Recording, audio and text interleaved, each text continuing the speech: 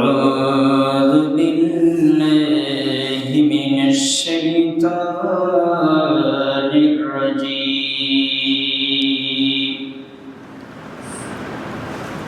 ومن يبتغ غير الإسلام دينا فلن يقبل منه وهو في الآخرة من الخاسرين.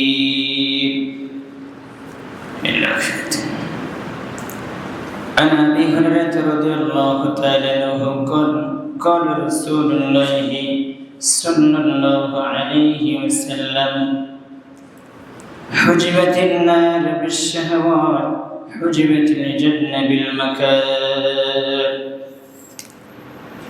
عن ابن عباس رضي الله تعالى عنه قال رسول الله صلى الله عليه وسلم نعمتان مغبون فيهما كثير من الناس الصحة والفراغ. رواه البخاري مسلم. আজকের জুমার আলোচনার বিষয় বর্তমান মুসলমানদের ইসলাম মানার অবস্থা। বর্তমান মুসলমানদের ইসলাম মানার পরিস্থিতি এবং অবস্থা ভয়াবহ। এই বিষয়ে তথ্যবহুল গুরুত্বপূর্ণ আলোচনা করব ইনশাআল্লাহ। আসলে জুমার খুতবা, জুমার আলোচনা আমাদেরকে সবচেয়ে দামি মনে করতে হবে। আল্লাহ সুবহানাহু ওয়া তাআলা চাইলে এটা পারতেন যে জুমার দিনে আলোচনার প্রয়োজন ছিল না, কিন্তু 4 রাকাত সালাত 2 রাকাত করে দিয়ে 2 রাকাতের সালাতের সময়টুকু আপনাকে নসিহত শোনার জন্য এই ব্যবস্থা কে করেছে? আল্লাহ করেছে, যাতে মানুষ ঈমান থেকে, আমল থেকে, আল্লাহ থেকে গাফিল না হয়। যে কান সবসময় ভালো শুনে না, যে কান সবসময় খারাপ শুনে, যে অন্তর সবসময় ভালো শুনে না, ভালো উপলব্ধি করতে পারে না, ওই অন্তর সবসময় খারাপ করে বিরাজমান থাকে, ওই অন্তর সবসময় নষ্ট হয়ে থাকে, অন্তর মরে যায়। এই জন্য এই অন্তরকে জিন্দা করার জন্য, অন্তরকে ঠিক রাখার জন্য আল্লাহ সুবহানাহু ওয়া তাআলা যুগে যুগে নবী রাসূল প্রেরণ করেছেন, এবং যুগে যুগে প্রত্যেকটি যুগের ভিতরে ভালো একজন মানুষকে, দায়ীকে আল্লাহ প্রেরণ করেছেন, যাতে মানুষ ঈমান আমলের উপর থাকতে পারে। আসলে কোরআন হাদিস থেকে যে যত বেশি দূরে, সে তত বেশি অন্ধকার। আর যে যত বেশি কোরআন এবং সহিহ হাদিসের আলোচনা নিয়ে কথোপকথন করে, আলোচনা করে, স্মরণ করে, তার ঈমান তত বেশি পাক্কা। এটাই বাস্তব। এই জন্য বলছিলাম, কোরআন এবং সহিহ হাদিসের আলোচনার শোনার অনেক অনেক ফজিলত, যা আপনাকে আমি সংক্ষিপ্ত সময়ে বোঝাতে পারবো না। যদি আমি এক জমা বলেছি জুমার খুতবায় যে কয়েকজন এখন বর্তমান আছে, তাদেরকে হাদিসটা আমি এখন স্মরণ করে দিই। যখন কোরআন এবং সহিহ হাদিসের কোনো মজলিসে কোনো ব্যক্তি বা কোনো মুসল্লি বা যারা বসে, তাদের পক্ষ থেকে এবং তাদের জন্য আসমান থেকে, আল্লাহর পক্ষ থেকে ঘোষণা আছে। তারা যখন আলোচনার শেষে উঠে যায়, ফেরেশতা আহ্বানকারীতে আহ্বান এসে বলে যে, হে লোক সকল, হে মানুষ, তোমরা যে এতক্ষণ আলোচনা শুনেছ, তোমাদের রব তোমাদের জন্য সুসংবাদ পাঠিয়ে দিয়েছেন আমার কাছে। সেটা কি? তোমরা এখন চলে যাচ্ছ, চলে যাও, তবে আল্লাহ বলেছেন কুমু মাগফিরাল লাকুম, আল্লাহ তোমাদের সব পাপ ক্ষমা করে দিয়েছেন। কি করানোর জন্য বলেন? কোরআন এবং সহিহ হাদিসের আলোচনা শোনা সময় দিয়েছেন। এই কারণে আল্লাহ সুবহানাহু ওয়া তাআলা এই ব্যবস্থা করেছেন। আল্লাহর যদি ক্ষমা না থাকতো এই জমিনে, তাহলে পাপের কারণে, অন্যের কারণে, গুনাহের কারণে আপনি নিঃশ্বাস ফেলতে পারতেন না। সব অক্সিজেন দূষিত হয়ে যেত, ত্রুটিযুক্ত হতো, ত্রুটি মুক্ত হতো না। তাহলে মানুষের পাপের কারণে গাছগাছালি মারা যেত। কিন্তু আল্লাহ সুবহানাহু ওয়া তাআলা নবী মুহাম্মদ সাল্লাল্লাহু আলাইহি ওয়াসাল্লাম বলেছেন, প্রত্যেকটি মানুষ সেকেন্ডে 1000 লিটার অক্সিজেন গ্রহণ করে। কয় হাজার? 1000 অক্সিজেন সে গ্রহণ করে, নেয় এবং বের করে, ভিতরে ঢোকায়, আবার বের করে। করোনার সময় দেখতে পেরেছেন অক্সিজেন কি পরিমাণ মূল্য দাম, আজকে তো আমরা বুঝতেছি। আর এই অক্সিজেন যে শ্বাস প্রশ্বাস যেটা আমরা নিচ্ছি, এটা আল্লাহ সুবহানাহু হাতে নিয়ন্ত্রিত, তিনি নিয়ন্ত্রণ করেন। সেই জন্য আমরা বোঝার চেষ্টা করব যে আল্লাহর পক্ষ থেকে ঘোষণা আসে তোমরা চলে যাচ্ছ, যাও, তবে আল্লাহর পক্ষ থেকে তোমাদের জন্য সুসংবাদ, কুমু মাগফিরাত লাকুম, আল্লাহ তোমাদের ক্ষমা করে দিয়েছে। সুবহানাল্লাহ। এই একটা আপনার সুসংবাদ। আরেকটি সুসংবাদ হচ্ছে অফি বুদ্দিলাত সাইয়াতিকুম হাসানা, আল্লাহ সুবহানাহু ওয়া তাআলা বলেন, হে ফেরেশতা বলে দাও, যারা যেখানে বসেছিল, যে কোরআন সুন্নাহর বৈঠকে বসেছিল, আমি আল্লাহ সুবহানাহু ওয়া তাআলা তাদের অতীতের পাপ নেকি বানিয়ে দিয়েছি। পারে কি না? কে পারে এটা? দলিল সূরা ফুরকানের ৭১-৭২ নম্বর আয়াত খুলবেন। সূরা ফুরকানের ৭১ নম্বর আয়াত খুলে দেখবেন, সেখানে আল্লাহ বলছেন ৬৯, ৭০, ৭১, ৭২, ৭৩ পর্যন্ত যাবেন। কিছু শিক্ষণীয় কিছু কথা আল্লাহ বলেছেন সেখানে, খুব কঠিন এবং জটিল এবং কিছু উপদেশ আছে। আল্লাহ সুবহানাহু ওয়া তাআলা বলছেন ২৫ নম্বর সূরা। তাহলে এখানে আমরা জানতে পারলাম কোরআন সুন্নাহর বৈঠকে বসলে এই ফজিলত। কেউ যদি দিন সঠিক শিক্ষা করার জন্য বাসা থেকে বের হয়, গর্তের পিঁপড়ে খেতে শুরু করে পানির পিঠে মাছ, কীট পতঙ্গ, জলবস্তু, গাছগাছালি, তরুলতা, যা কিছু আছে সব আল্লাহর কাছে মাগফিরাত কামনা করে ওই ব্যক্তির জন্য। কার জন্য? যে দিন শেখার জন্য কোথায় বের হয়েছে, কোথায় থেকে? বাসায় থেকে বের হয়েছে। শুধু তাই নয়, রাসূল সাল্লাল্লাহু আলাইহি ওয়াসাল্লাম বলছেন যে ওই ব্যক্তির জন্য জান্নাতের রাস্তা সহজ করে দেওয়া হয়। কিসের রাস্তা সহজ করে দেওয়া? জান্নাতের রাস্তা সহজ করে দেয়। আজকেই জোহরের সালাতের পরে বাসায় যাবেন, সূরা গাফির ৪০ নম্বর সূরা, সূরা গাফির আরব ভূখণ্ডের ভাষায় বলা হয় সূরা গাফির। আর বাংলাদেশের আমরা যেটা বুঝি সেটা হচ্ছে যে সূরা মুমিন আমরা বলি, ৪০ নম্বর সূরা। সেখানে ৭ নম্বর আয়াত খুলে দেখবেন, বিশাল সৃষ্টি আল্লাহর ফেরেশতা ৮ জন আল্লাহর আরশ বহন করে থাকে, তাদের কাজেই খালি তাদের জন্য দোয়া করা, যারা দিন শেখার জন্য বাসায় থেকে বের হয়েছে। এই ফেরেশতাদের কাজেই খালি আল্লাহর কাছে ক্ষমা প্রার্থনা করা, যে আল্লাহর কাছে ক্ষমা চাচ্ছে, ফেরেশতা বলে আল্লাহ আপনি মাফ করে দেন। কথা বলেন, সেই জিনিসটা আপনাকে থাকতে হবে। যে হাদিসটা আমি বললাম আলোচনা শুনতে, তারপরে কাবিরের ১৫৫৬ নম্বর হাদিসে এই কথা বলে এসেছে। তা বলছিলাম কোরআন সুন্নাহকে মূল্যায়ন করার চেষ্টা করেন।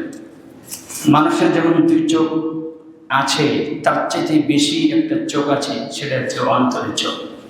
অন্তরের চোখ যদি কারো মারা যায়, তাহলে এই ২ চোখ থাকে, সে অচল, সে ভালো মন্দ বিবেচনা করতে পারে না। মানুষ ভালো জন্য বিবেচনা করবে এবং ভালো নিতে পারে কোন জায়গায়? অন্তর। অন্তর যদি খারাপ হয়, তার ভালো হওয়া অনেক কঠিন হয়। তো বলছিলাম আজকের আমরা আলোচনা যে শুনলাম এবং শুনব, যে বর্তমান মুসলমানদের ইসলাম মানার অবস্থা, তারা কোন অবস্থার উপর আছে।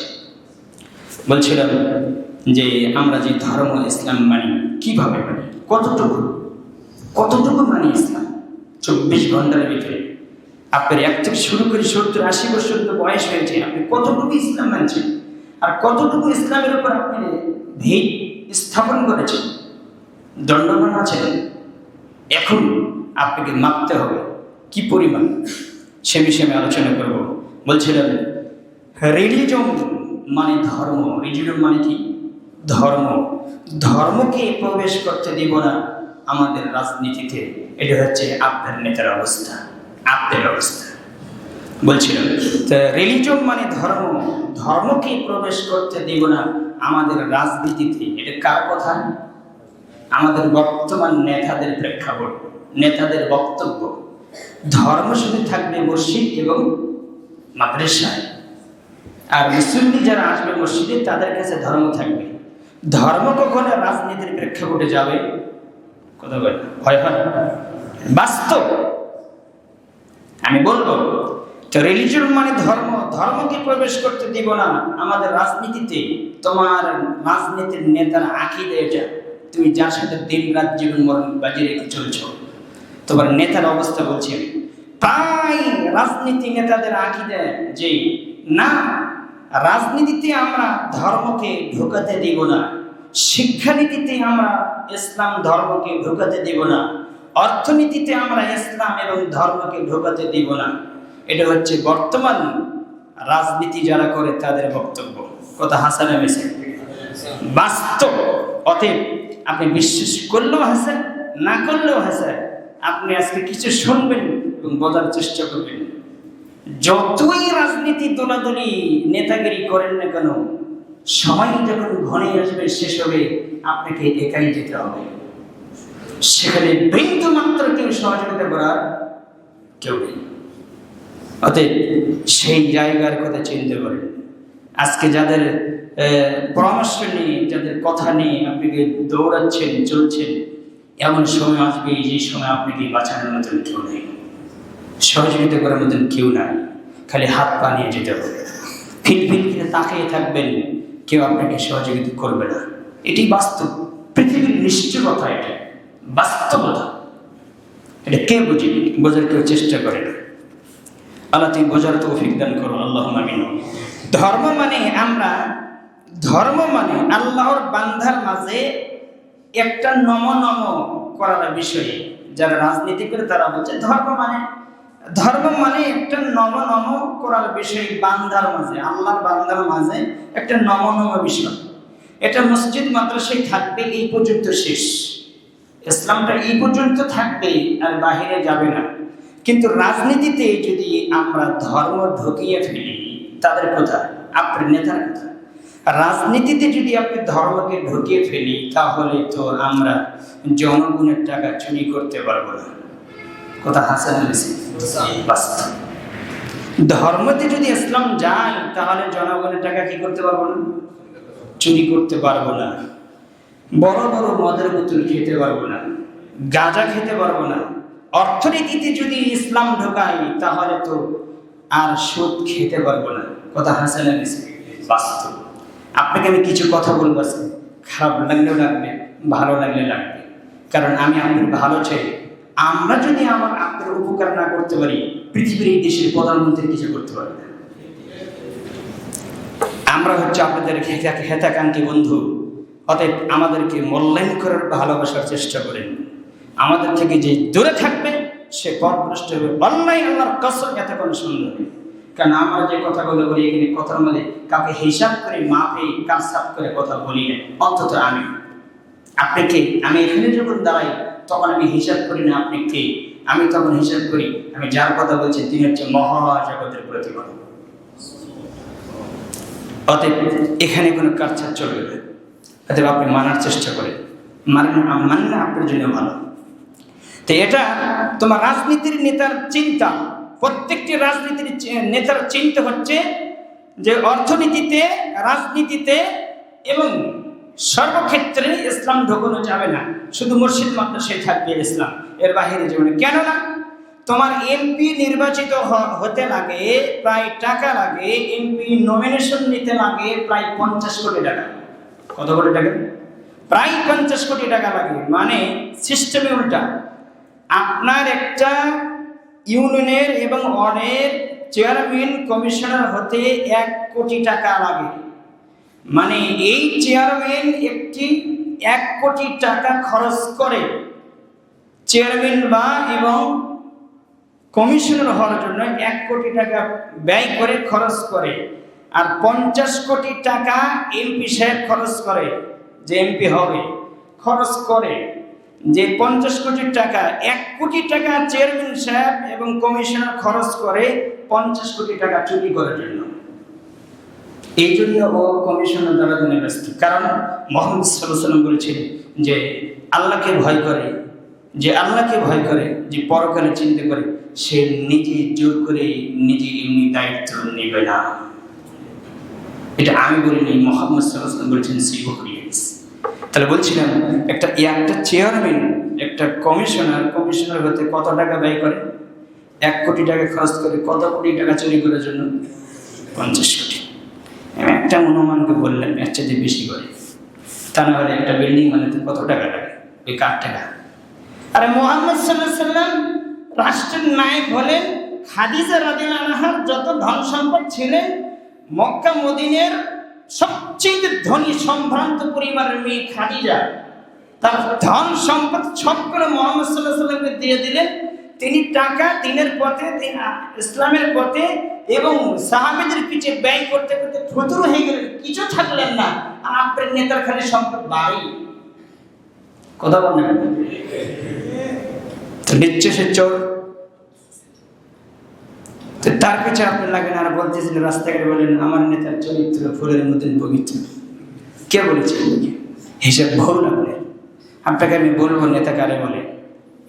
আল্লাহ তুমি বোঝাবে মানা, তুমি তৌফিক দান করো। তাহলে 50 কোটি টাকা চুরি করার জন্য চেয়ারম্যান হয়, আপনি আবার বলবেন যে 50 কোটি টাকা চুরি করার জন্য সে চেয়ারম্যান হয়। এবার আপনি বলছেন ঠিক ঠিক বলেন না, কিছুক্ষণ আগে ঠিক বলছেন। আপনি ঠিক বললেন কেন? আপনি নিজে তো বুঝেননি আমি ঠিক কেন বললেন, তাই না? মানে হুজুরকে বলেছেন ঠিক। আপনি তো 500 টাকায় বিক্রি হয়ে যাবেন সময় হলে, যখন ভোটের দিন আসবে 500 টাকা দিয়ে দিবেন চেয়ারম্যান সাহেব, মেম্বার সাহেব, আপনি 500 টাকায় বিনিময়ে কি দিয়ে দিবেন? 500 টাকায় বিনিময়ে আপনি বিক্রি হয়ে গেছেন। কার কাছে? ওই চেয়ারম্যানের কাছে, কমিশনের কাছে বিক্রি হয়ে গেছে। আপনাকে বলছি, আর আপনি আবার বলছেন ঠিক। আশ্চর্য কথা, আপনি নিজেই বিক্রি হচ্ছেন 500 টাকার বিনিময়ে, দৌড়াচ্ছেন আপনি আর বলছেন যে 500 টাকা দিলাম, আমি এবার এই রাজা শুনে আপনাকে কমিশনার দেখতে চাই। কথা আছে না? এরকম বলে কিনা? বলে। বাংলাদেশে কুরবানির সময় একটি ছাগলের দাম হয় প্রায় 1 লক্ষ টাকা, হয় কিনা? প্রায় 1 লক্ষ, এর সাথে বেশি আছে, 1 লক্ষ টাকা। আর ভোটের সময় যখন আসে তখন বান্দা নামক ছাগলের দাম হয় 500 টাকা। আমার কথা মনে বুঝলেন? কথা বুঝলেন কিনা? যে যখন কুরবানির সময় আসে একটা ছাগলের দাম প্রায় কত হয়? আর একটা ছাগলের যে মূল্য আছে, আর বান্দা নামক ছাগলের 500 টাকার বিনিময়ে ভোট বিক্রি করে দিল, চরিত্র বিক্রি করে দিল লুচ্চার কাছে, তো তার সাথে ছাগলের যে মূল্য আছে সে দাম ও বুঝে, ও কি করে ভাবে, ও চিন্তা করে না তো যে আমি কে, কত জমিতে বললাম। আল্লাহ বলছেন আমি পৃথিবী, বিশাল পৃথিবী সৃষ্টি করতে যাচ্ছি বান্দা তোর জন্য। পৃথিবীর ভিতরে যা কিছু আছে সব তোর জন্য আমি সৃষ্টি করেছি, তুই খাবি, আমাকে স্মরণ করবি। কিন্তু আপনি খাচ্ছেন ঠিকই, কিন্তু স্মরণ করতে সময় আপনার নেতাকে স্মরণ করেন, হিসেব তো ভুল। আমি এটাই বলছি। তাহলে বলছিলাম যে বাংলাদেশে কুরবানির সময় একটি ছাগলের দাম হয় প্রায় 1 লক্ষ টাকা, আর ভোটের সময় যখন আসে তখন বান্দা নামের ছাগলের দাম হয় 500 টাকা। 500 টাকাতে একটা নেতাকে ভোট দিয়ে দিল, এবং ভোট দিয়ে বলতেছে আমি অমুককে নেতা হতে দেখতে চাই। 500 টাকা, তার দাবি কি, তার নাম কি? আরে বেকু, গাধা, তুমি বুঝো নেই তুমি আসলে কি করলা। তুমি এমন একজনকে ভোট দিয়ে নেতা বানালে, সে সালাত তো বহু দূরের কথা, সে ইসলাম তো বোঝার বহু দূরের কথা, সে সালাত তো পড়ার বহু দূরের কথা, সে উজুই জানে না। আপনি বলবেন যে এটা আবার কি বললেন? হ্যাঁ, আগামীকাল আপনি যান, আপনার নেতার কাছে 1 বোতলা পানি নিয়ে যান, তাকে 1 বোতলা পানি দিয়ে আপনি বলেন নেতার সাথে উজু করে দেখান। উজু করে দিতে পারবে না, ঠিক মতো উজু করতে পারবে না। কার কাছে ভোট দিয়ে আপনি তাকে নেতা হিসেবে তুলে দিচ্ছেন? হিসেব কম। জাতিকে ধ্বংস করার জন্য এতটুকুই যথেষ্ট। মানুষ এত নিম্ন পর্যায়ে চলে গেছে, যেতে যেতে যেতে যেতে যেতে যেতে আল্লাহ বলছে যে লাকাদ খালাকনাল ইনসানা ফি আহসানি তাকওয়িম, আমি মানুষকে উত্তম কাঠামোতে সৃষ্টি করেছি।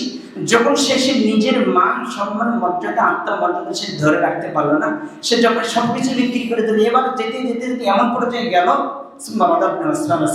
এবার সে মানুষকে সে কুকুর চেতে, শুকুরের চেতে খারাপ হয়ে গেছে। কথা আল্লাহ বলেছে, কথা আমি বলিনি। আল্লাহ বলেছেন, সে কথাটা আপনাদের সঙ্গে উপস্থাপন করলাম। আল্লাহ তুমি বোঝার, আল্লাহ তুমি তৌফিক দান করো, আল্লাহ আমিন। আগামীকাল আপনি একটু পরীক্ষা করে দেখবেন আপনার নেতার অবস্থা, সে উজু করতে জানে না। তুমি একে নেতা বানিয়েছ, আর প্রচলিত ভোট পদ্ধতি কি? হারাম। প্রচলিত ভোট পদ্ধতি কি? হারাম। আমি এটা বুঝিয়ে দিব ইনশাল্লাহ আলোচনার শেষের দিকে। প্রচলিত ভোট পদ্ধতি, গণতন্ত্র পদ্ধতি যে হারাম কেন, এটা আমি বোঝাবো ইনশাল্লাহ, শেষের দিকে বুঝাবো। আপনি শুধু একের পর আপনি শুনতে থাকেন যে এটা হারাম। আর খুব মনোযোগ দিয়ে আজকে যে কথাগুলো বলবো আমি, আপনি একটু মনোযোগ দিয়ে শোনার চেষ্টা করবেন। শুনবেন তো ইনশাল্লাহ? শুনবেন, কান চোখ খারাপ রেখে আমার দিকে তাকে দেখবেন, চোখ মাথা নিচু করবেন না, নিচু করলে আপনাকে সমরে নিয়ে যাবে শয়তান, আর শুনতে দেবে না। আজকের আলোচনা আপনাকে বুঝতে দেবে না, আজকের আলোচনা আপনাকে বুঝতে হবে। এবার আপনাকে আমি উদাহরণ দেব। ঢাকা শহরে বসুন্ধরা কণা, বংশান কণা যেখানে বলে যে বিশাল একটা মসজিদ আছে, ধরে বিশাল একটা মসজিদ আছে, সেখানকে 10,000 মুসল্লি ধরবে। কয় হাজার? 10,000 মুসল্লি নিয়ে একটা মসজিদ, একটা সমাজ। আপনাদের একটা ইমাম লাগবে, ইমাম নিয়োগ দিবেন আপনারা এই সাভারে রাজা শরীফ। কয়জন মুসল্লির জন্য? 10,000 মুসল্লির জন্য একটা ইমামকে নিয়োগ করবেন।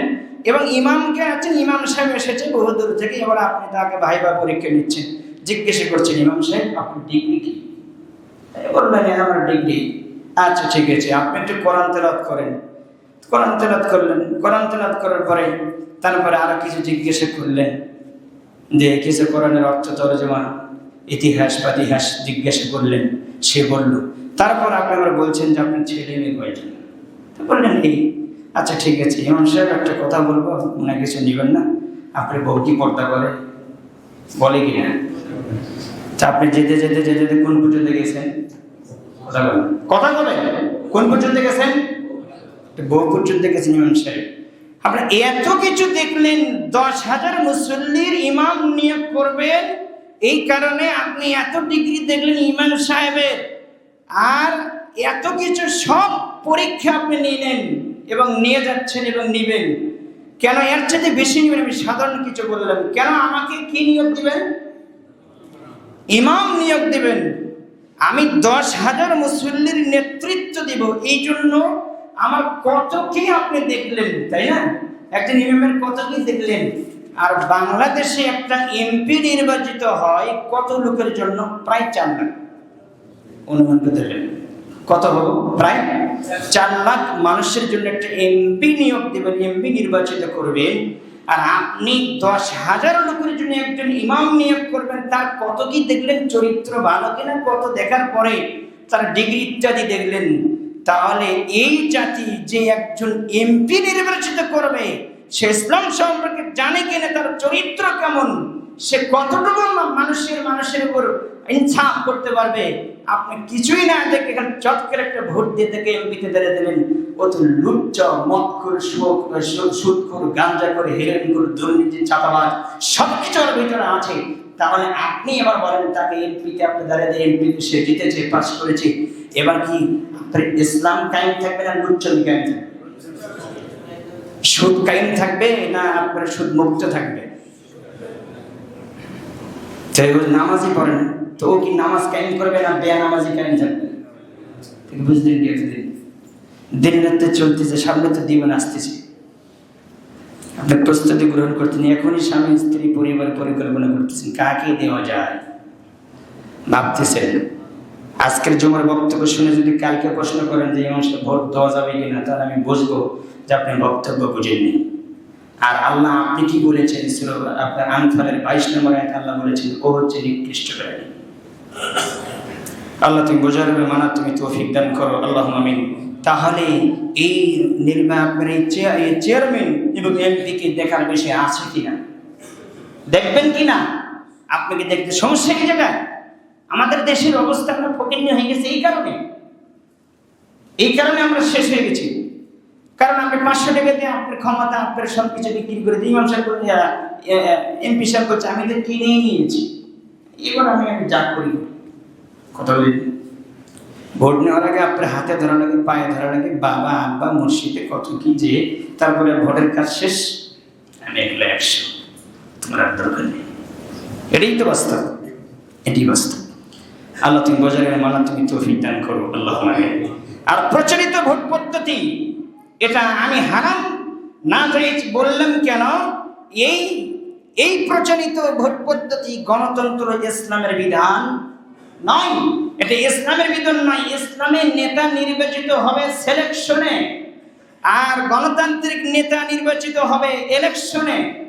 তাহলে দুটো পার্থক্য আছে না? নাই, আছে।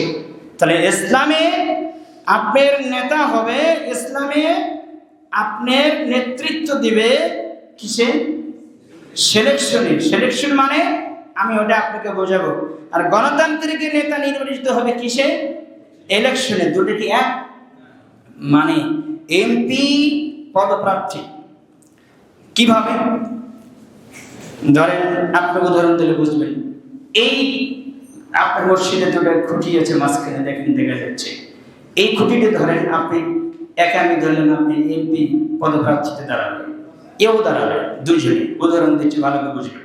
এ এসেছে আপনার মক্কা মদিনা বিশ্ববিদ্যালয় এবং বিশ্ববিদ্যালয় ইউনিভার্সিটিতে পড়ে একটা সুশিক্ষিত মানুষ, জ্ঞানী গুণী মানুষ, কোরআন এবং ইসলাম সম্পর্কে সে দক্ষতা রয়েছে, সেও দাঁড়াচ্ছে। আর এ হচ্ছে আমাদের বগুড়ার হিরো আলম। নাম শুনছেন? শুনেন, কথার কথার নাম রাখলেন যে একে ভোট দিয়েছে মানুষ, আপনার ভোট 300-র মধ্যে 5 হারা এবং জেতা। তো এই মক্কা বিশ্ববিদ্যালয় ইউনিভার্সিটিতে ওনার সুশিক্ষিত দক্ষতা মানুষকে ভোট দিয়েছে 299টা, আর এই হিরো আলমকে ভোট দিয়েছে আপনার 300টা। কে পাবে? কথা বলছেন? একে যে ভোট দিয়েছে 300 জন, এরা সবাই হচ্ছে লুচ্চা, গন্ড, চাঁদাবাজ, দুর্নীতিবাজ, আত্মসাৎ, মদ করে, হেরোইন, গাঁজা করে, সব লুচ্চা ভোট দিয়েছে আগে। আর একে ভোট দিয়েছে যারা ভালো ভালো মানুষ। কথা বলে বুঝেন? এ পাইছে 300, এই পেয়েছে 299। কে জিতবে? এই 300 জন জিতেছে। এতদিন এই লুচ্চা গুন্ড, এতদিন এরাই দায়িত্ব পালন করেছে এই পৃথিবীতে, এই বাংলাদেশে। কি অবস্থা? কথা বলছেন? এই ক্যাটাগরির লুচ্চা গুন্ড, চাঁদাবাজ, দুর্নীতি, আত্মসাৎকারী এতদিন দায়িত্ব পালন করেছে। যদি সুশিক্ষিত, দাম্ভিক, আল্লাহ ভীরু মানুষ, পরেশগার মানুষ আবু বকর উমরের মতন দায়িত্ব পালন করতো, তাহলে আমি মনে করতাম বাংলাদেশের সবচেয়ে উন্নত মানের একটা দেশ হতো, যেই দেশ নিয়ে আমরা গর্ব করতাম। কেন? আপনি সারা পৃথিবীতে যত দেশ আছে, সব দেশে যতগুলো কোরআন তেলাওয়াতে আপনার প্রতিযোগিতা যে পাস করে, বাংলাদেশের বলাবান আগে। বাংলাদেশের ছাত্র 1 নম্বরে থাকে, সুশিক্ষিত এবং ব্রেনি বাংলাদেশের সন্তান এবং ছাত্রগণ 1 নম্বরে থাকে। কিন্তু আজকে সে কোথায়? আজকে সবগুলো বিক্রি করে শেষ করে দিয়েছে। তা আপনি আবার চিন্তা ভাবনা নিয়েছেন তাকে ভোট দেওয়ার জন্য। আপনাকে আমি বলেছি এই জন্য গণতন্ত্র কি হারাম, চলবে না। আর সিলেকশন হচ্ছে যে আপনার যতগুলো মানুষ আছে এখানে, যে সুশিক্ষিত মানুষ, দাম্ভিক মানুষ, আল্লাহ বিরূপ কোরআন বুঝে, ইসলাম বুঝে, আমরা 10-12 জন, 20-25 জন, 100 জন, 1000 জন, তাকে আমরা সিলেকশন করবো। ইনি আমাদের নেতা হবে ভোটের মাধ্যমে। যেমন আবু বকর হয়েছেন, যেমন ওমর হয়েছেন, যেমন ওসমান হয়েছেন, যেমন আলী হয়েছেন, যেমন মুআবিয়া হয়েছেন, এভাবে যেমন হয়েছে সালাউদ্দিন আইয়ুবী হয়েছেন, এভাবে 12 জন হয়েছে। অতএব আপনাকে আমি বলছি যে প্রচলিত গণতন্ত্র টোটাল হারাম। এর সাথে যারা আছেন তারা সরাসরি জাহান্নামে যাবে। আপনার কোনো কাজ হবে না, সালাত দিয়ে আপনি বাঁচতে পারবেন না। আল্লাহ তুমি বোঝাবে, মানুষ তুমি তৌফিক দান করে যদি আজকের বক্তব্য আপনি বুঝেন, বোঝার চেষ্টা করেন। তাহলে আপনাকে আমি বোঝাতে পারছি তো গণতন্ত্র এই কারণে হারাম। আরো বলছি, আপনি কান খাড়া রাখেন।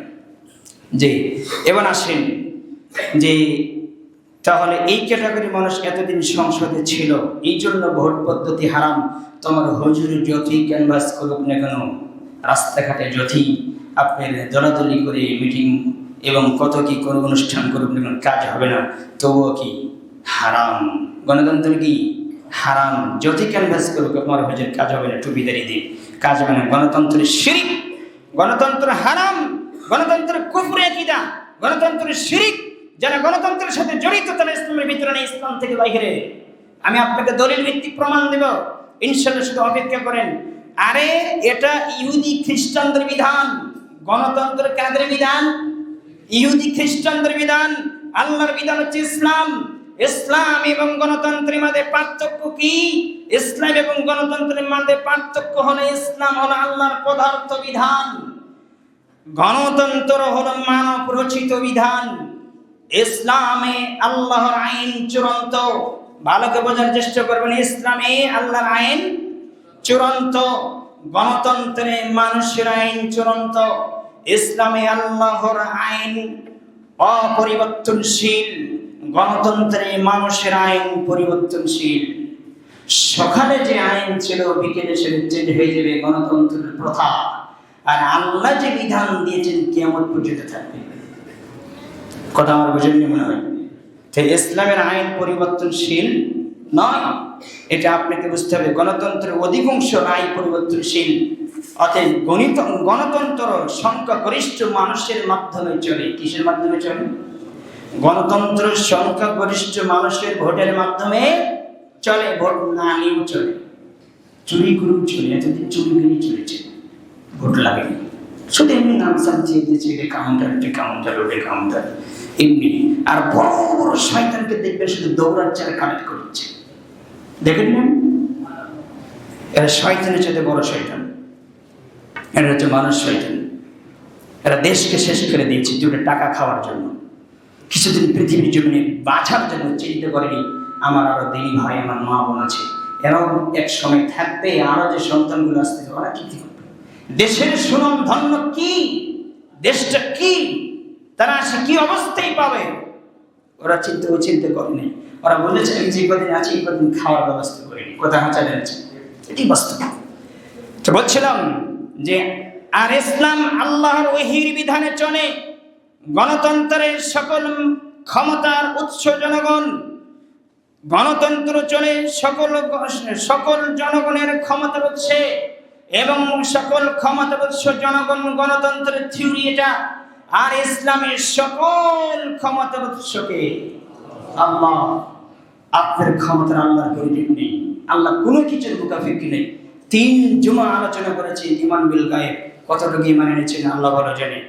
তাহলে গণতন্ত্রের নারী নেতৃত্ব জায়েজ, আর ইসলামের নারী নেতৃত্ব হারাম। এই যুবক শোনো, ভালো রাখো যুবক, তুমি শুনে রাখো, মুরব্বী তুমি ভালো করে শোনো।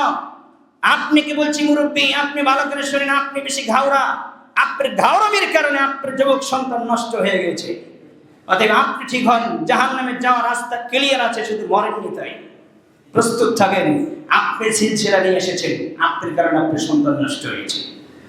অতএব আপনি আগে থেকে ওই নেতাকে নির্বাচন করেছেন, ওর পিছিয়ে পিছিয়ে আপনার ছেলে ঘুরঘুর করছে, কথা হাঁচা নেমেছে। অতএব সাবধান থাকেন। বলছিলাম গণতন্ত্রের নারী নেতৃত্ব জায়েজ, আর ইসলামের নারী নেতৃত্ব হারাম। যুবক তুমি ভালো করে শোনো, মুরব্বী আপনি ভালো করে শোনেন। তোমার দাড়ি টুপিওয়ালা হুজুর এটা মেনে নিয়েই রাস্তায় নেমেছে। নারী নেতৃত্ব যে মেনে নিতে হবে, এটা সে অন্তরে মেনে নিয়েই রাস্তায় নেমেছে। অথচ ইসলাম নারী নেতৃত্ব কি করেছে? হারাম করেছে। তোমার হুজুর এটা মেনে নিয়ে নেমেছে, এই নারী নেতৃত্ব হালাল মনে করে নেমেছে, নারী নেতৃত্ব মেনে নিয়ে নেমেছে। যে 30% নারী নেতৃত্ব মেনে নিলে রাজনীতি করতে পারবে, না হলে পারবে না, যে লিখিত করা আছে। বর্তমান গণতন্ত্রের তালিকায় করা আছে। তোমার হুজুর এই কথা মেনে নিয়েই যে নারী নেতৃত্ব যে আমাকে মেনে নিতে হবে, এটা মেনে নিয়ে সে রাস্তায় বেড়া নেমেছে। তোমার হুজুর দিন ধর্ম কিছু বুঝে না, এটাই বাস্তব। তোমার হুজুরকে আবার 10 বছর করতে হবে, ভুল বলেছে। অথচ মুহাম্মদ রাসূলুল্লাহ সাল্লাল্লাহু আলাইহি সাল্লাম বলেছেন, এই জাতি কখনো সফল হবে না যেই জাতি নারীকে নেতৃত্ব দিবে। সেই জাতির উপর আল্লাহর গজব হবেই, সেই জাতির উপর আল্লাহর গজব হবেই। ইসলামের একটা নিজস্ব ক্ষমতা আছে। ইসলাম এসেছে আল্লাহর পক্ষ থেকে। ইসলাম অন্য কোনো মানুষের মতবাদের মুখাফিকি নয়। কোন মানুষ মতামত দিবে, সেই মতামতের মুখাফিকি নয়। ইসলাম কোন মানুষের মতবাদের মুখাফিকি নয়, মতবাদের মুখাফিকি নয়। ইসলাম আল্লাহর পদার্থ জীবন বিধান। ইসলাম প্রতিষ্ঠা করতে গিয়ে আমাকে ইহুদি খ্রিস্টানদের কোন মতবাদ ধার নিয়ে ইসলাম প্রতিষ্ঠিত করতে হবে। ইসলাম এরকম এত ছোট নয়। ইহুদি খ্রিস্টানদের আপনার মতবাদ ধার নিয়ে ইসলাম প্রতিষ্ঠিত করতে হবে, কোরআন হাদিসে কোথাও নেই। তাহলে হুজুর গেল কেন? হুজুর রাস্তায় নাম না কেন? তাহলে হুজুর ইসলাম কথা বলে।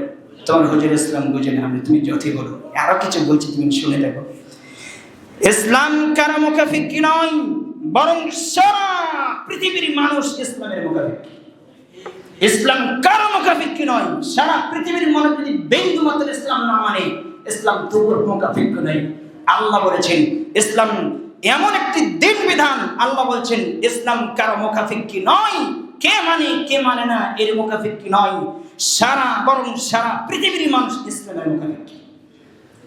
তুমি হয় মানো না হয় না, ইসলাম এমন করে আল্লাহ পৃথিবীর জীবনে পাঠিয়ে দিয়েছে। ইসলামকে মেনে নেই আমার রাজনীতি। আপনি সুতরাং আপনাদেরকে আমি বলতেছি, যারা রাজনীতি করেন বা করেন না বা করতেছেন, তাদেরকে আমি বলছি, এবার সুপরামর্শ দিয়েছি, আমাকে মেনে নেই, ইসলামকে মেনে নেই আমার রাজনীতি চলবে, ইসলামকে মেনে নেই আমার অর্থনীতি চলবে, ইসলামকে মেনে নেই আমার শিক্ষানীতি চলবে, ইসলামকে বাদ দিয়ে কোনো রাজনীতি চলবে না, ইসলামকে বাদ দিয়ে কোনো অর্থনীতি চলবে না, ইসলামকে বাদ দিয়ে কোনো শিক্ষানীতি চলবে না, তাহলে ওই শিক্ষার ভিতরে মানুষের নির্বাচিত বিধান চলে যাবে। তখন ওটা আর শিক্ষা থাকবে না, ওটা তাগতে পরিণত হবে। আল্লাহ তুমি বোঝার মানে তুমি তৌফিক দান করো।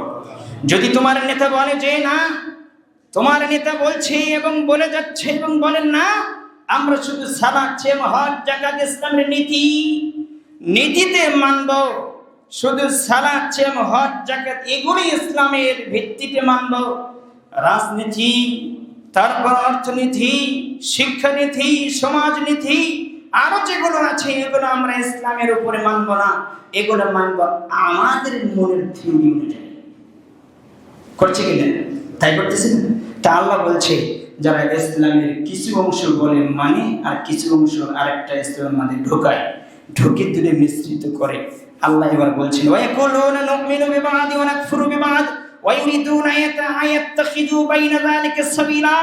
যারা বলে ইসলামের কিছু অংশ নিলাম আর কিছু অংশ অধিক গভীরে নিয়ে ইসলামে ঢুকালাম, অধিকাংশ মুসলিম মানুষ গণতন্ত্রকে ইসলাম মনে করে কিনা?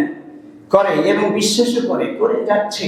তো এইভাবে আমাকে দেশ কায়েম করতে হবে, ইসলাম করতে, এইসব ভুল, আপনার দিক বুঝেন নেই। তা আল্লাহ বলছেন যারা ইসলামের ভিতরে অন্য কিছু ঢোকায় প্রবেশ করাছে, আল্লাহ বলছেন ওরা বলছে আমরা এখান থেকে কিছু নিলাম এখান থেকে কিছু নিলাম, দুটো নিয়ে একটা মাঝখানে রাস্তা বের করলাম, সুন্দর একটা রাস্তা, হুজুরও বুঝবে না, জনগণও বুঝবে না, সবকিছু বাদ দিলাম, শুধু তন্ত্রটা ঠিক রাখলাম, সবার মন খুশি রাখলাম। এবার আল্লাহ কি বলছেন? খুশি রাখো, আমি আল্লাহ তোমাকে ঘোষণা করলাম, তোমাদের ঘোষণা করলাম উলাইকা হুমুল কাফিরুনা হাক্কা, জমিনে এরাই হচ্ছে অরিজিনাল খাঁটি কাফের। কোথায় পাবেন দলিল? সূরা নিসা খুলবেন, সূরা নিসা 4 নম্বর সূরা 150-51 নম্বর আয়াত খুলবেন। আল্লাহ বলছেন যারা দুই দিক থেকে ইসলাম মিশ্রিত করে মানে, আল্লাহ বলছেন এরা হচ্ছে অরিজিনাল কাফের। উলাইকা হুমুল কাফিরুনা হাক্কা, আল্লাহ বলছেন এরাই হচ্ছে অরিজিনাল খাঁটি কাফের। এবার আপনি ভাবেন টুপি যদি থাক আপনি কি এবার কাফের? আমি বললাম আপনাকে এই আয়াতের অনুবাদ হুজুর করবে না, যে হুজুর রাস্তায় নেমেছে আপনি ভোট নেওয়ার জন্য, ও করবে না, কারণ ও করলে তার বিপদে পড়ে যাবে, ধরা খেয়ে যাবে। অথচ এই আয়াত কোরআনের ভিতরে পড়ে আছে 1500 বছর ধরে, কোনোদিন করতে দেখছিলেন? সব হুজুর করবে না, তো হুজুর তো আছে দুনিয়া ব্যস্ত। এই জন্য রাসূল সাল্লাল্লাহু আলাইহি ওয়াসাল্লাম বলছেন যে জাহান্নাম উদ্বোধন করা হবে সর্বপ্রথম কাকে দিয়ে? আলেমকে। বুঝতে পারেননি? ওকে আপনাকে চিনতে হবে। হুজুর বিপদে, হুজুর মুখে যা বলছে কর্মে তা করে না। আল্লাহ বলছেন ইয়া আইয়ুহাল্লাযীনা আমানু লিমা তাকুলুনা মা লা তাফআলুন, হে মুমিনগণ, হে ইমানদারগণ, তোমরা যা বলো কিন্তু তোমরা নিজেরা তা করো না কেন? সূরা সাফ আপনি খুলবেন 61 নম্বর সূরা 2 নম্বর আয়াত খুলে দেখবেন, আল্লাহ বলছেন এটি আমার কাছে সবচেয়ে অপছন্দনীয় কাজ, তোমরা যা মুখে বলছো তা অন্তরে এবং কাজে বাস্তবে তোমরা তা করছো উল্টা। অতএব এটা হবে না। হুজুর কিছু কিছু আয়াত আপনাকে দিবে, জিহাদের কিছু প্রাচীন কিছু আয়াত দেবে, দিয়ে আপনাকে আস্তে আস্তে শয়তানের রাস্তায় দাঁড় করবে, আপনি বুঝতে পারবেন না। এই জন্য আপনাকে পড়তে হবে, পড়াশোনা করে আপনাকে জীবন গড়াতে হবে। আল্লাহ তুমি বোঝার মানব তুমি তৌফিক দান করো, আল্লাহ আমিন। বলছিলাম তাহলে ইসলাম প্রতিষ্ঠার মাধ্যমই হচ্ছে, এবার আপনার প্রশ্ন জায়গা তাহলে ইসলাম কি দিয়ে প্রতিষ্ঠা করবে বাংলাদেশে? ইসলাম প্রতিষ্ঠা করার মাধ্যমই হচ্ছে দাওয়াত। কি দাওয়াত। যখন আকীদা সংস্কার হয়ে যাবে, মানুষের যখন আকীদা বিশুদ্ধ হয়ে যাবে, ঈমান ঠিক হয়ে যাবে, তখন অটোমেটিকভাবে ইসলামী পৃথিবীর জন্য কায়েম হবে। কিভাবে? আপনি যে ক্ষমতা নেওয়ার জন্য দৌড়াদৌড়ি করছেন, আপনি সূরা নূর খুলবেন, আপনি খুলে দেখবেন 61, 62, 63, 73 পর্যন্ত আপনি দেখবেন আল্লাহ বলছেন, তোমরা যদি পরেজগার হও, তোমরা যদি ঈমানদার হও, তোমাদেরকে ক্ষমতা চাইতে হবে না। আল্লাহ, আমি আল্লাহ ওয়াদা দিলেন, আমি আল্লাহ তোমাদেরকে ক্ষমতা নিতে দেব। তারা সেই পর্যায়ে আমরা যাইনি এখন। কথা বুঝেননি আমার? সে পর্যায়ে কি করে নাই? আমরা যাইনি, কিন্তু দৌড়াদৌড়ি ঠিকই পারতেছি। সে ক্যাটাগরি আমরা এখনো বুঝতে পারিনি। আমাকে আমাদের সার্বিক জীবনে আপনাকে আমি বলতে চাচ্ছি, দাওয়াত দিয়ে ইসলাম প্রতিষ্ঠিত করতে হবে। হাজার মানুষের ভিতরে শিরিক, নিফাকি, কুফর, আকীদা সকল ধরনের হারাম যুক্ত হয়ে আছে। সে মানুষকে আপনি এই গণতন্ত্রের মাধ্যমে ভোট নিয়ে আনতে, দুই পক্ষে, হুজুর এক পক্ষে আর বিরোধী দল আরেক পক্ষে দাঁড়িয়ে আনতে আপনি ইসলাম প্রতিষ্ঠা করবেন, অসম্ভব। বাংলাদেশে যদি 90% মুসলিম থাকে, 95% মুসলমান থাকে, তাহলে আপনি দেখবেন 93% মানুষ নামাজ পড়ে না। কথা হাঁচানো মিছে। আর 2% মানুষ সালাত পড়ে। এই 93% মানুষ আপনাকে 2 দিন পরে ওই রাষ্ট্র থেকে নামিয়ে দেবে। ওরা ইসলাম চায় না, ওরা ইসলাম চায় না। যদি চাইতো তাহলে ওরা ঈমান আগে ঠিক করতো, ও নামাজ পড়তো। ও ইসলাম চায় না। শুধু হুজুরকে বলছি, তুমি বুঝতে পারো না, তোমার ভিতরে মুনাফিকি ঢুকে আছে।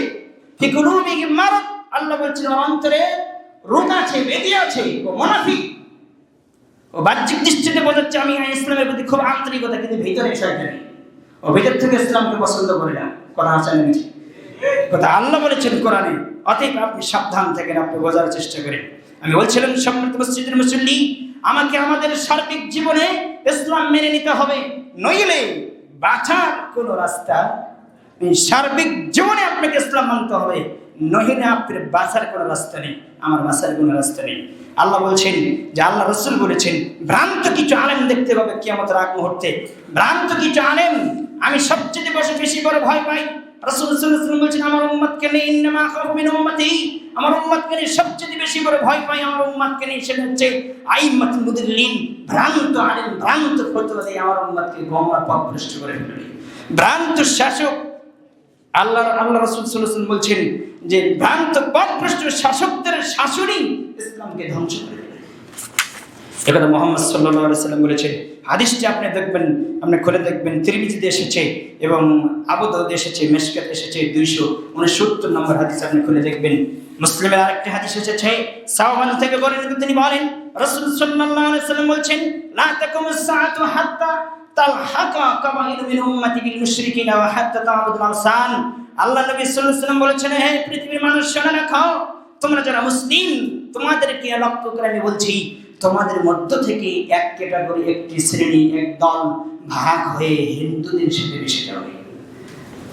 এতটুকু যথেষ্ট ছিল, কিন্তু আল্লাহ নবী সাল্লাল্লাহু আলাইহি ওয়াসাল্লাম বলেছেন, ওরা মুশরিকদের সাথে একত্রিত হয়ে যাবে, ওদের কৃষ্টিকাল ছাড়া হবে মুশরিকদের মতো। হাত্তা তা'বুদুল আওসান, ওরা মূর্তি পূজা করবে। কি করবে? এই মুসলমানেরা কি করবে? মূর্তি পূজা করবে। এবার আপনাকে আমি বলি, আলোচনার জন্য একটু লম্বা, সময় শেষের দিকে দেখেন, কারণ আপনাদেরকে এবার বলছি, মন্দিরে কে যাচ্ছে? কথা বলেন, মন্দিরে কে যাচ্ছে? হুজুর যাচ্ছে, মুসলমানেরাই যাচ্ছে। যখন দেখবেন আহলে হাদিসের মসজিদ ভেঙে দেওয়া হয়, তোমার হুজুরের কোনো খবরই থাকে না, আলাদা বুঝবেন। কিন্তু যখন ওখানেই ওই জায়গায় যদি মন্দির ভাঙা হতো, তাহলে তোমার হুজুর কি করতেন? মিডিয়া, সাংবাদিক নিয়ে মন্দিরে চলে যেত, এটা মানবতা বিরোধী কাজ হয়েছে। তখন এই কথা বলতে, কিন্তু মসজিদ ভাঙলে কিছু বলে না।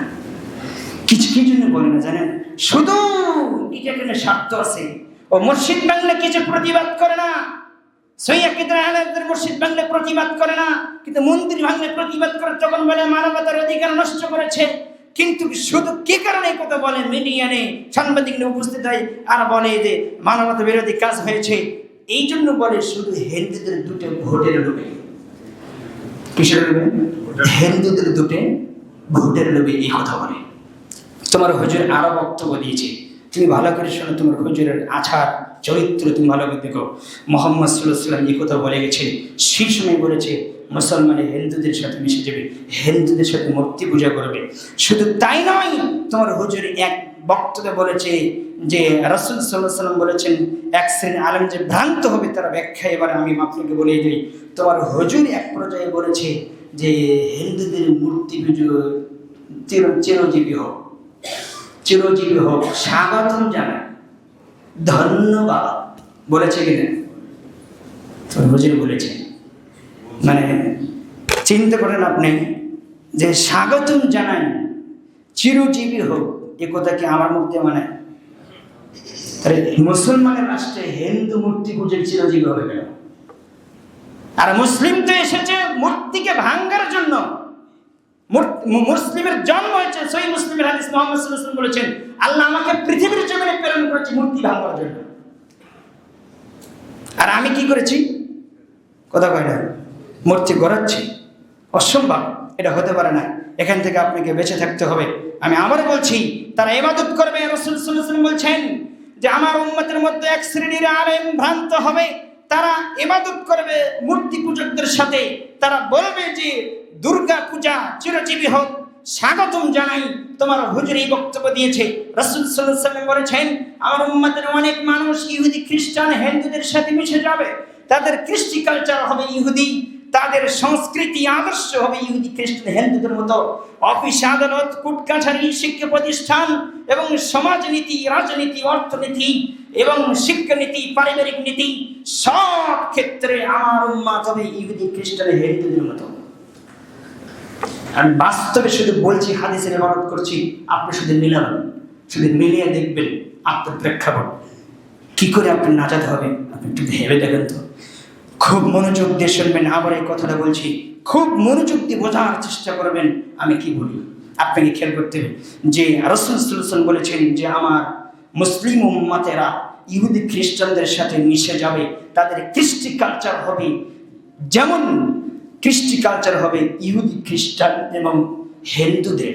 রাসূল সাল্লাল্লাহু আলাইহি ওয়াসাল্লাম বলছেন এদের কৃষ্টি কালচার তেমন হবে যেমন কৃষ্টি কালচার হবে ইহুদি খ্রিস্টান হিন্দুদের। মুহাম্মদ সাল্লাল্লাহু আলাইহি ওয়াসাল্লাম বলছেন আমার উম্মতের চরিত্র হবে এইরকম, তারা মিশে যাবে বিজাতিদের সাথে।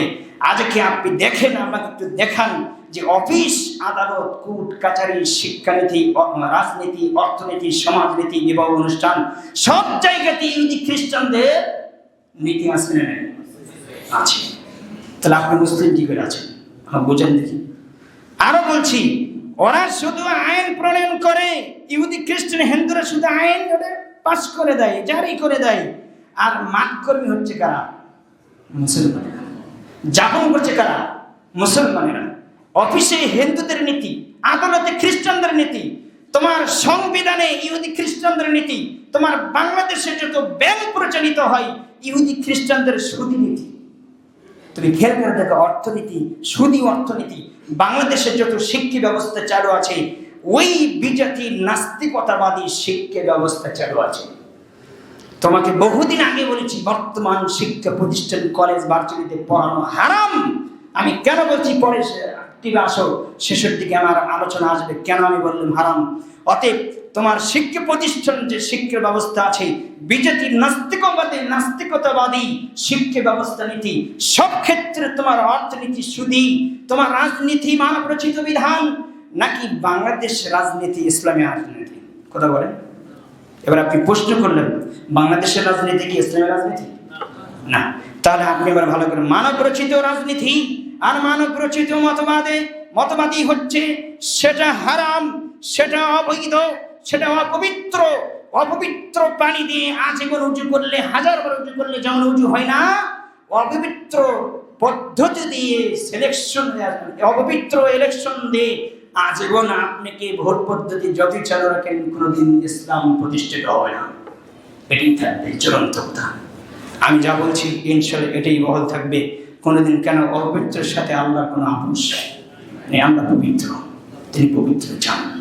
পবিত্র তাতে যদি 10 জন হয়, আল্লাহ বলছে আমি 10 জন দেই, বাংলাদেশকে আমি জয় করে দেব তোমার। কারণ ওই 10 জনের সাথে আমি হাজার হাজার লাখ ফেরেশতা যোগ করে দেব।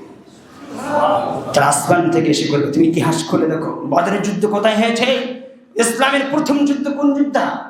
বদরের যুদ্ধ। রমজান, শৈতান, রমজান সাহাবীরা না খেয়ে, গাছের বাকল খেয়ে, পাতা খেয়ে সিয়াম থেকেছে। এত অনাহারী অবস্থায় সিয়াম থেকে যুদ্ধের ঘোষণা আসলো। রাসূল সাল্লাল্লাহু আলাইহি ওয়াসাল্লাম, এই সাহাবীরা কি করবা? মাত্র 313 জন সাহাবী হয়েছেন। রাসূল সাল্লাল্লাহু আলাইহি ওয়াসাল্লাম বলছেন, তোমরা সাহস করে, তোমরা ভুলিও না, আমার সাথে আমার আল্লাহর শক্তি আছে, তোমরা এগিয়ে চলো। যুদ্ধ শুরু করলেন। আল্লাহ রাসূল অসংখ্য ফেরেশতা পাঠিয়ে দিলেন, যে ফেরেশতা পাঠিয়ে একের পরে কাফেরকে হত্যা, কাফেররা ছিলেন 1000, তাদেরকে সবগুলোকে আল্লাহ রাসূল কতল করে দিয়ে এই 13 জনকে, 313 জনকে আমরা জয় করে দিয়েছি। কিন্তু রাসূল সাল্লাল্লাহু আলাইহি ওয়াসাল্লাম বলছেন, হে আমার রব, হে আমার প্রতিপালক, এই 313 জন ছাড়া এই জমিনে আপনাকে স্মরণ করার মতন কেউ নেই, অতএব এই 313 জনকে আপনি জয় করে দেন। আল্লাহ করে দিয়েছে। এক সাহাবী পারস্য এবং রোম সম্রাট, পারস্য দেশে, রোম দেশে পাথরের উপরে না খেয়ে, বাকল খেয়ে, ক্ষুধার্ত অবস্থায় তিনি পাথরের পাহাড় উপরে উঠে একটা পাথর নিয়ে আরেকটা পাথরের উপর বাড়ি দিয়ে বলে, অথচ তার পেটে খাবার নেই। সে গাছের বাকল খেয়েছে, তার পেটে প্রচুর ক্ষুধার্ত, কিন্তু তার ঈমান মজবুত কি, তার হাতে ক্ষমতা নেই, কিছু নেই, অস্ত্রপাতি কিছু নেই। সে পাথরের উপর পাথর বাড়ি দিয়ে বলছে, আল্লাহ, একদিন এই রোম এবং পারস্য আমাদের হাতে বিজয়ী হবে ইনশাআল্লাহ। আল্লাহ করে দিয়েছেন। আপনি হাস্যকর মনে করবেন, কি বলে, পেটে খাবারই নেই, অস্ত্রপাতি কিছু নেই, এ বলছে যে রোম সম্রাট আমাদের বিজয় আসবে। আসে নাই? জয় করছিল না? আপনি সে অহংকার কোথায়? আপনি কেন বাতিলের কাছে দিন রাত মাথা করে নত করে আছেন কেন? আপনি বিবেক বুদ্ধি নাই? দুনিয়াতে কয়দিন থাকবেন? আল্লাহ তুমি বোঝার মানা তুমি তৌফিক দান করো, আল্লাহুম্মা আমিন। বলছিলাম যে মানব রচিত বিধান দিয়ে আপনাকে ইসলাম প্রতিষ্ঠিত করা সম্ভব নাই, আর মানব রচিত মতবাদী হচ্ছে হারাম, এটা থেকে আপনাকে বেঁচে থাকতে হবে। এবার আপনি বুঝেন যে মানব রচিত বিধান কি কি? যে ক্যাপিটালিজম, ন্যাশনালিজম, তারপরে ডেমোক্রেসি, এগুলো হলে গণতন্ত্রে, মানে গণতন্ত্র আপনার নেতা নির্বাচিত হচ্ছে কিসের মাধ্যমে? গণতন্ত্রের পদ্ধতিতে। অথচ গণতন্ত্রের আবিষ্কার করছে আব্রাহাম লিঙ্কন, একজন খ্রিস্টান মানুষ। কি মানুষ? তারটা এত পছন্দ হলো। আর আল্লাহ বলছেন, ইন্নাদ-দীনা ইনদাল্লাহিল ইসলাম, আমি আল্লাহ সারা পৃথিবীর চিরঞ্চন মানুষ, কীট পতঙ্গ, জড় বস্তু সবার জন্য ইসলাম নির্বাচিত করেছি। সেটা পছন্দ হলো না? আর হিন্দু মানুষ একটা জিনিস আবিষ্কার করে দেখেছে, সেটা আপনি বাস্তবায়ন করে দিন, উঠে পড়ে গেছে, ওর জাহান্নামে যাওয়ার রেডি হয়ে গেছে, শুধু মরেনি, পেয়ে যেতে পারছে না। একটা নির্দিষ্ট সময় আছে। আল্লাহ তুমি বোঝার মানে তুমি তৌফিক দান করো, আল্লাহ আমিন। অথচ আমার অর্থনীতি, সমাজনীতির, রাজনীতি সব চলবে আল্লাহর বিধানে। কার বিধানে? আল্লাহর বিধানে। কার বিধানে? আল্লাহর বিধানে। আল্লাহর বিধানে। তিনি মুহাম্মদ সাল্লাল্লাহু আলাইহি ওয়াসাল্লাম বলেছেন, আমার উম্মত ইহুদি, খ্রিস্টান, হিন্দুদের সাথে মিশে যাবে, সব ক্ষেত্রে মিশে যাবে। আপনি এবার আমাকে দেখান, মুসলমান তাদের নীতি মানে, মুসলমানের নীতি মানে, আমাকে একটু দেখেন, এক জায়গায় আমাকে দেখেন মুসলমানের নীতি মানে, সব জায়গায় মুসলমান মানে ইহুদি, খ্রিস্টান, হিন্দুদের নীতি। আপনি একটু প্রমাণ করে দেবেন মুসলমানের কোনো নীতি নাই এই দেশে। এই দেশে কারা নীতি নাই? মুসলমানের কোনো নীতি নেই। শিক্ষা ব্যবস্থাতেও নেই, রাজনৈতিকও নেই, রাজনৈতিক ব্যবস্থাতেও নেই, অর্থনৈতিক ব্যবস্থাতেও নেই, সামাজিক ব্যবস্থাতেও নেই। যদি যেখানে যাবেন, যদি আমাকে এক জায়গায় দেখাতে পারেন যে এটা ইসলাম এবং মুসলমানের নীতি আছে, নেই, কথা নেই। কেন থাকবে না? কেন? সর্বক্ষেত্রে কাদের বিধান আছে? কথা বলো, সর্বক্ষেত্রে কাদের বিধান আছে? ইহুদি, খ্রিস্টান, হিন্দুদের বিধান। ইহুদি, খ্রিস্টান, হিন্দুদের বিধান আছে। আর যারা মানছে তারা কেউ হিন্দু নয়, সব মুসলমান। যারা মানছে তারা কেউ না, কেউ হিন্দু নয়, তারা কি? সব মুসলমান।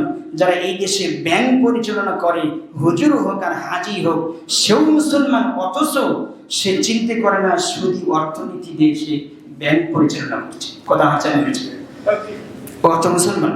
যারা রাজনীতি করছে তারা গণতান্ত্রিক পদ্ধতিতে রাজনীতিতে নেমেছে, অথচ রাজনীতি হলো খ্রিস্টান, ইহুদি, খ্রিস্টানদের তৈরি করা এই গণতন্ত্র পদ্ধতি। আব্রাহাম লিঙ্কন একজন খ্রিস্টান মানুষ, তার তৈরি করে পদ্ধতি, আপনি লালন করছেন। গণতন্ত্র আর ইসলাম এর মধ্যে পার্থক্য কি আমি আপনাকে বুঝাই। আমি ইসলাম মানে কতটুকু বুঝেছি। ইসলাম মানে ধর্ম মানে আমি কতটুকু বুঝেছি সেটা আপনাকে আগে জানতে হবে।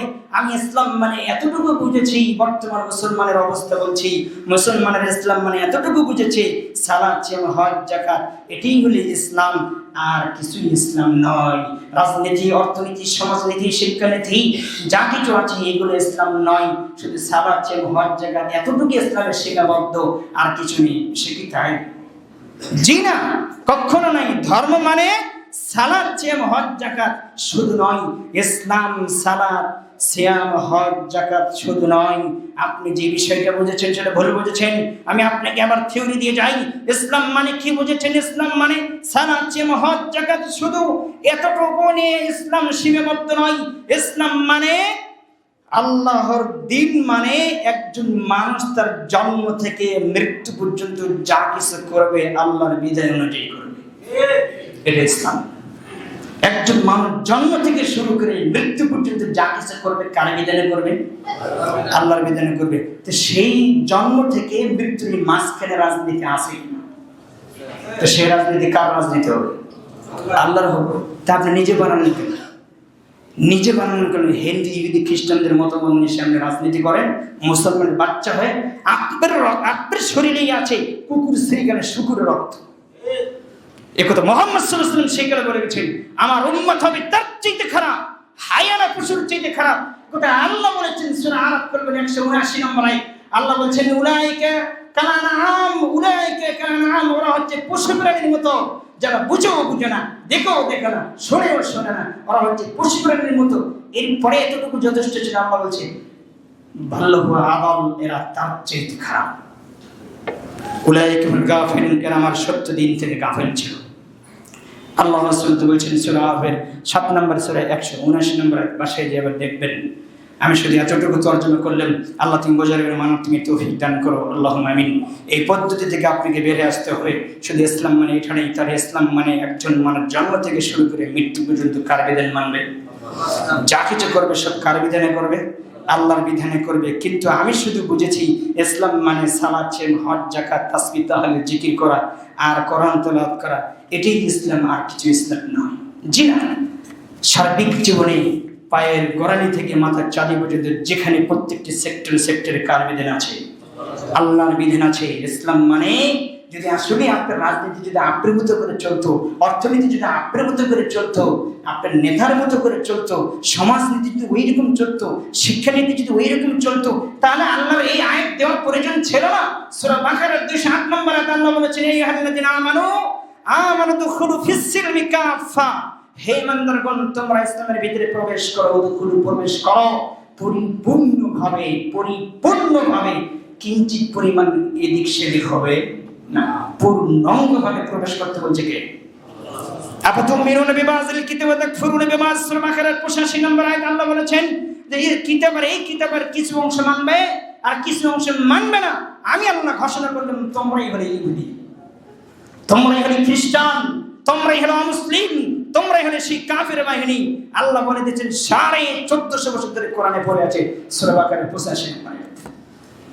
আপনি কোথায়? তারা আপনাকে ভাবতে হবে না? আমি প্রথমেই বলেছি যা কিছু করেন দিন শেষে কিন্তু আপনি দিন শেষে কি মৃত্যু যখন ঘটে যাবে আপনি সেটা কেউ যাবে না। অতএব শুধু পরকাল নষ্ট করে আপনার লাভ কি? আল্লাহ তুমি বোঝার মানা তুমি তৌফিক দান করো, আল্লাহুম্মা আমিন। আল্লাহ এই কথাগুলো বলেছেন পূর্ণাঙ্গে প্রবেশ করে ইন্নাদ-দীনা ইনদাল্লাহিল ইসলাম। আল্লাহ বলছেন আমি নির্বাচিত করেছি সবচেয়ে উত্তম পাওয়ারফুল দিন ইসলাম। আমি এটা আমার কাছে মনোনীত করেছি। আল্লাহ আগে নিজে ফিল্টারিং করে আল্লাহর কাছে মনোনীত হয়েছে, তারপরে জমিন পাঠিয়ে দিয়েছে, মুহাম্মদ সাল্লাল্লাহু আলাইহি ওয়াসাল্লামের কাছে দিয়েছে, জমিন ছড়িয়ে দিয়েছে। তাহলে মনোনীত দিনের নাম কি? ইসলাম। আল্লাহ বলেছেন আমাইয়াবাতাকি গায়রুল ইসলামি দীনান ফালা ইকবালা মিনহু ওয়া ফিল আখিরাতি মিনাল খাসিরিন।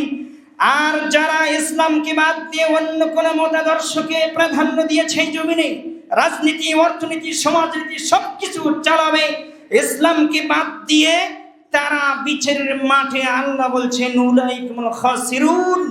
আল্লাহ বলছেন আমি আল্লাহ ঘোষণা করলাম এরাই হবে জাহান্নামীদের অন্তর্ভুক্ত। সূরা ইমরানের 85 নম্বর আয়াত খুলবেন, 3 নম্বর সূরা। এটা আল্লাহ সুবহানাহু ওয়া তাআলা বক্তব্য দিয়েছেন যারা শুধু সালাত সিয়াম ইসলামের নীতিতে করবে, বাদ বাকি যতগুলো নীতি আছে সব ইসলামের বাইরে করবে, আল্লাহ বলছেন এরাই হবে জাহান্নামীদের কি অন্তর্ভুক্ত। আল্লাহ বলেছেন, আর আল্লাহ এদেরকে বলেছেন উলাইকুমুল কাফিরুন হাক্কা, এই যুগের এরাই হচ্ছে অরিজিনাল খাঁটি কাফের। সাবধান থাকেন। আপনাকে আমি বোঝানোর চেষ্টা করছি, আল্লাহ তুমি আমাদেরকে পরিবর্তন হওয়ার তুমি তৌফিক দান করো। ইসলামকে বাদ দিয়ে শুধু অর্থনীতি, রাজনীতি, সমাজনীতি, সংবিধান,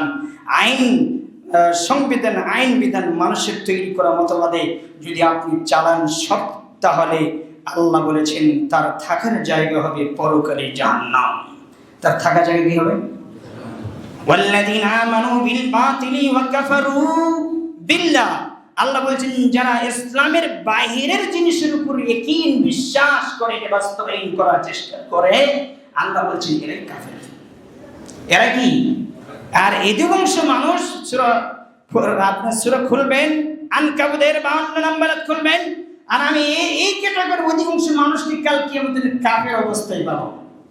আল্লাহ বলেছেন সূরা ফুরকান, সূরা রুম খুলবেন, 8 নম্বর আয়াত আল্লাহ বলছেন যারা বাতিল জিনিসের উপর ঈমান এনেছে, আল্লাহ বলছেন এরা আমি আল্লাহকে অস্বীকার করেছে, উলাইকুমুল খাসিরুন, এরাই হচ্ছে ক্ষতিগ্রস্ত, এরাই হচ্ছে জাহান্নামী মানুষ। আমি কোরআনের আয়াত আপনাকে স্পষ্ট দিলাম, দলিল ভিত্তিক আপনি বাসায় খেলে যে মাপবেন। আমার পর রাগ করলে আপনার ক্ষতি হবে। আমি আবার বলছি, আপনার যদি আমি কিছু না করতে পারি এই জমি আর কেউ পারবে না। তবে সব হুজুরকে এক পাল্লায় মাপবেন না। রাসূল সাল্লাল্লাহু আলাইহি ওয়াসাল্লাম বলেছেন, আল্লাহ বলেছেন কুন মা'আস সাদিকিন, যারা হকের পথে থাকে, হক কথা বলে, যারা আমার দিনকে প্রতিষ্ঠিত করে, যারা মানুষের দিকে হক পৌঁছে দেয়, তোমরা তাদের সাথে লেগে থাকো চুম্বকের মতো। এটা আল্লাহ বলেছেন সূরা তাওবার 119 নম্বর আয়াত। মানে সাথে থাকো।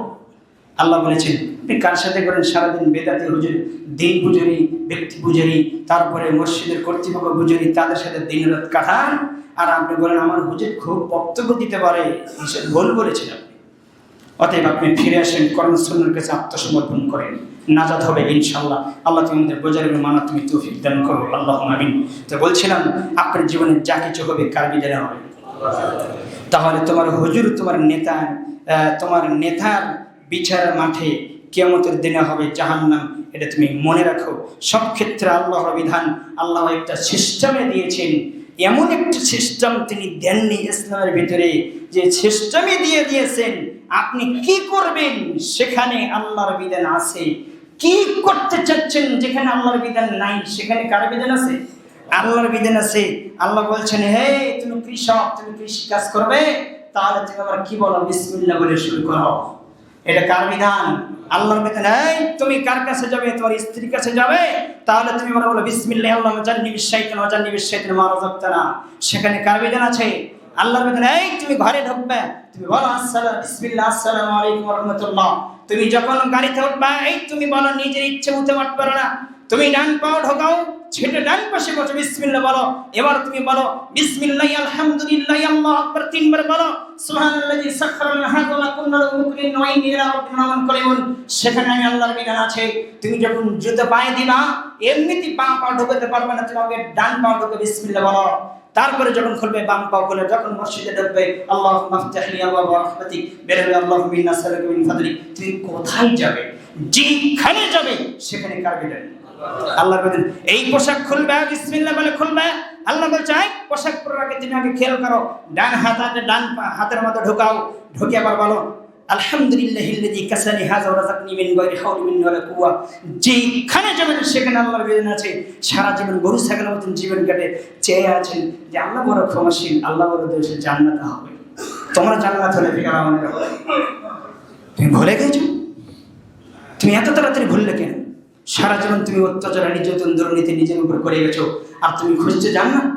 আল্লাহ দয়াশীল তাদের জন্যই যারা আল্লাহর রহমত প্রাপ্ত বান্দা, যারা আল্লাহকে মূল্যায়ন করেছে, যারা আল্লাহর সম্মান ইজ্জত ধরে রেখেছে। সেই বুখারীতে একটা হাদিস পেলে, মানুষ যখন পাপ করে তখন আল্লাহ লজ্জিত হয়, মানুষ যখন পাপ করে তখন আল্লাহ লজ্জিত হয়, তখন আল্লাহ অপমানিত হয়, আল্লাহ লজ্জিত হয়। সবচেয়ে লজ্জাশীল কে? আল্লাহ। আপনি বোঝেন না?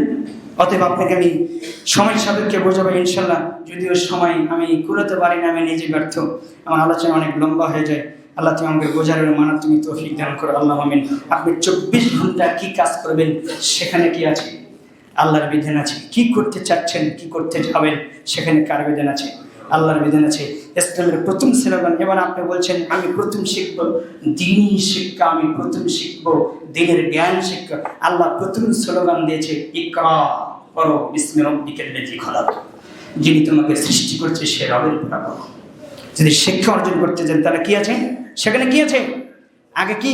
ইকরা, তুমি পড়ো। আপনার সিলেবাস হবে কোরআন এবং সহিহ হাদিস। আর এখন আপনার ক্লাস 1 থেকে মাস্টার ডিগ্রি পর্যন্ত করো, কোথাও কোরআন হাদিস নেই। আছে? কথা কোন আছে? দেখেন, যদি থাকে আমাকে দেখাবেন। কোরআন হাদিস হবে আপনার 1 নম্বর সিলেবাস। কিন্তু আপনি কি করছেন?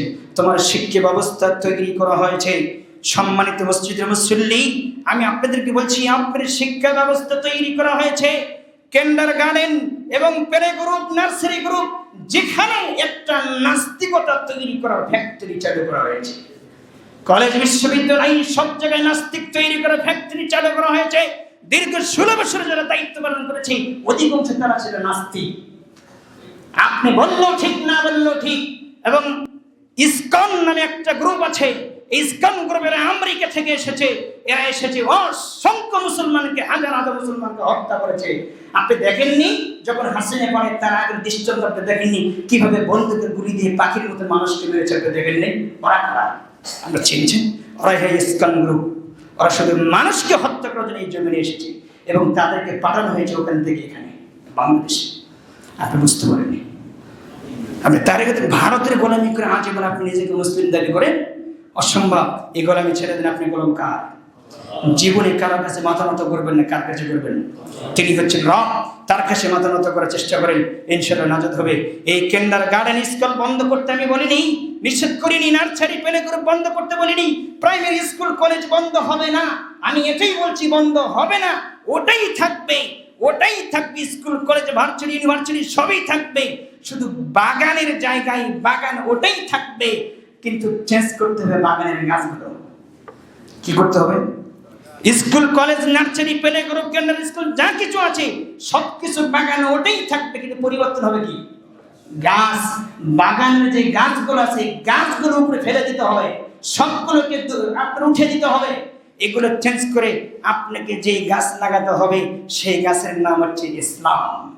সেটা হচ্ছে আকীদা, সেটা হচ্ছে তাওহীদ, শিরক মুক্ত, বেদাত মুক্ত এবং আকীদা, মানহাজ, পরকালের রিসালাত এবং তাওহীদ ভিত্তিক শিক্ষা কায়েম করলেই এই দেশে চুরি, ঘুষ, দুর্নীতি, আত্মবাদ এবং আত্মসাৎ, চাঁদাবাজ সবকিছু বন্ধ হবে।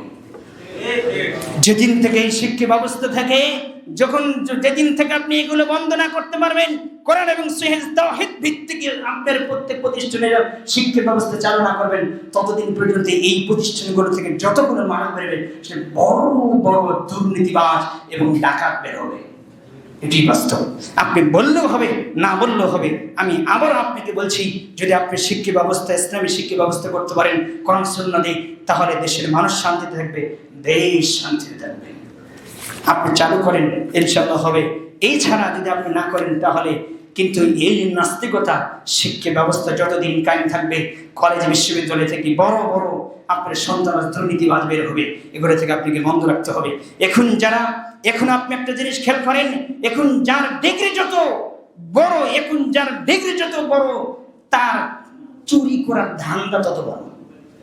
এখন ডিগ্রি যার যত বড়, তার চুরি করার ধান্দা তত বড়।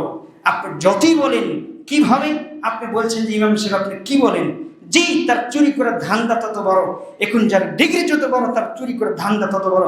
যেমন মেম্বার একটা স্বাক্ষর দিলে 5 থেকে 10 লক্ষ টাকা চুরি করতে হবে একটা স্বাক্ষর বিনিময়ে। আপনি ভুলে গেছেন, আমরা ভুলি নেই। যেমন চেয়ারম্যান সাহেব একটা স্বাক্ষর দিলে 2 কোটি টাকা চুরি করতে হয় একটা স্বাক্ষর বিনিময়ে। এমপি সাহেব একটা স্বাক্ষর দিলে 500 কোটি টাকা চুরি করতে পারে। তাই তো আমরা বলি এই দেশের পিয়ন 400 কোটি টাকার মালিক। ভুলে গিয়েছেন? কিভাবে হলো? আমরা খেতে পাই না, আমাদের দিন আনে দিন চলে না।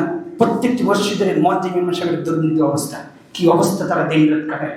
তাদের দিকে খেয়াল করেন না, তাদের থেকে দিন পাওয়ার জন্য হাত ধরে থাকেন, কিন্তু নেতাকে আপনি জয় করার জন্য সব কিছু করেন।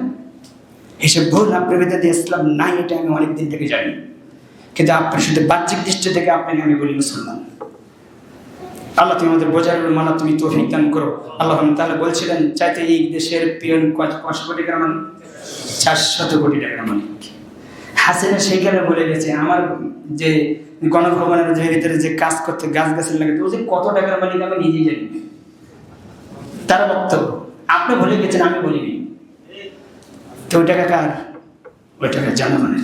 আপনি যেমন তেমন মানুষ পেয়েছেন। আমি বলেছিলাম এই যে গাঁজাখোরকে যদি ভোট দেন, যদি গাঁজাখোরকে নির্বাচিত করেন তাহলে গাঁজাই কায়েম থাকবে, বেনামাজিকে যদি ভোট দেন বেনামাজি কায়েম থাকবে। এটাই বাস্তব। আল্লাহ এটাই বলেছেন, তুমি তোমার ভাগ্য না পরিবর্তন করো না, আমি পরিবর্তন করে দিব না। আল্লাহ বলেছেন সূরা রাদের 11 নম্বর আয়াত 13 নম্বর সূরা, আল্লাহ বলেছেন অতএব আপনি পরিবর্তন হন। এখন চোর ডাকাত তৈরি হয় স্কুল কলেজ থেকে। যে যত বড় ইঞ্জিনিয়ার, যে যত বড় ইঞ্জিনিয়ার সে তত বড় জানোয়ার। এটি বাস্তব। আপনি বললো না বললো, যে যত বড় ডাক্তার সে তত বড় ডাক্তার। এটাই বাস্তব। আপনি কিছু কথা আমি গালি দিচ্ছেন, আপনাকে মহব্বত করি, আপনার চরিত্রকে বলছেন। কারণ আমার মাথার ব্যথা আমার মার বাবার মাথার ব্যথা পরীক্ষা করে নিয়ে গেছি, দেখা নিয়ে দিয়ে গেছি। শুধু একটা ওষুধ আপনি জানেন যে ওষুধ খেলে ঠিক হয়ে যাবে, কিন্তু আপনি 13 পদের পরীক্ষা দিয়ে একবার আমার টাকা ছাড় করেছেন। অর্থাৎ আপনি জানেন ওই রোগের এই ওষুধ, কিন্তু ওই ওষুধ আপনি না দিয়ে ডাক্তার সাহেব আপনি যে কোম্পানির সাথে ট্যাক্স নেন, ঘুষ নেন, ওই কোম্পানির ওষুধ দিয়ে আমাকে দেন, আমার ওষুধকে ভালো হয় না। তারপর ডাক্তারটা নাকি যে যত বেশি বড় ডাক্তার সে তত বেশি বড় বাটপার। অর্থাৎ এখান থেকে আপনাকে বেঁচে থাকতে হবে। আল্লাহ তুমি বোঝার আমানত তৌফিক দান করো। তাহলে আমরা আমাদের ছেলেকে ইঞ্জিনিয়ার হতে হবে, করতে হবে, এটা আমি নিষেধ করি। ইঞ্জিনিয়ার করেন, ডাক্তার করেন, সচিব করেন, যেখানে যে করবেন আপনি সবই করেন, তবে শিক্ষা সিলেবাস কারিকুলাম হবে কোরআন এবং সহিহ হাদিস। তাহলে আপনি ডাক্তার ঠিক হবে, সচিব ঠিক হবে, সব জায়গায় ঠিক হবে। যে যত বেশি কোরআন জানবে সে হবে এই দেশের প্রাইমারি হেডমাস্টার, যে কোরআনের দিক দিয়ে দক্ষ।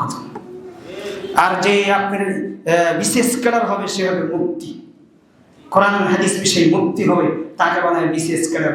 কাকে বেছে রাখছেন বিশেষ ক্যাডার?